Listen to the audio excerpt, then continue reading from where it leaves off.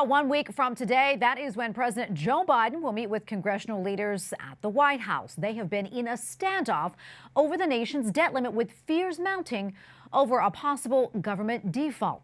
White House Correspondent Owen Jensen reports. Owen? Good evening to you, Tracy. All this as the proverbial clock ticks fast towards June 1st. That's when the federal government might not be able to pay all of its bills. Now, President Biden is trying to break the impasse by inviting 4 congressional leaders here to the White House.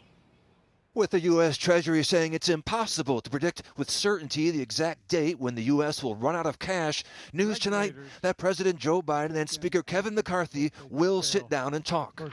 That's why the president called each of the 4 leaders yesterday and asked that they come to the White House on May 9th to discuss the urgency and importance of avoiding default. President Biden calling for a clean increase to the $31.4 trillion cap. No conditions. But Speaker McCarthy and GOP lawmakers are demanding spending cuts.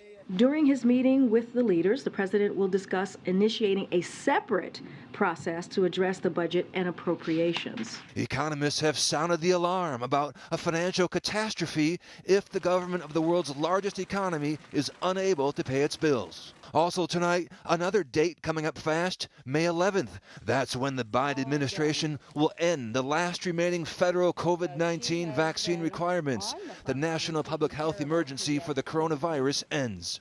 And the Biden administration wants 1,500 troops for the U.S.-Mexico border. This amid an expected migrant surge following the end of pandemic-era restrictions. The troops would only focus on administrative tasks. In terms of the specific units, these forces will come from the Army and the U.S. Marine Corps. The Texas border cities of El Paso, Laredo, and Brownsville have declared local states of emergency in recent days to prepare for the anticipated influx.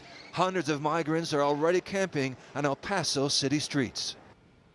And more on those troops at the border. Military personnel will do things like data entry and warehouse support.